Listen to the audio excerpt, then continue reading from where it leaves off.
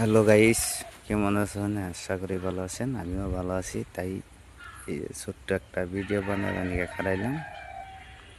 মাখই বোনা হয়েছে, দেখেন মাখই কি সুন্দর হইতেছে। মাখার মধ্যে অল্প সারটার মাইরা দিলে একটু ভালো হবো। দেখতে থাকুন বন্ধুরা, মাখই কুন্ত্রি হয়। আমি দেখাবেন নাকি পুরোটা দেখামো।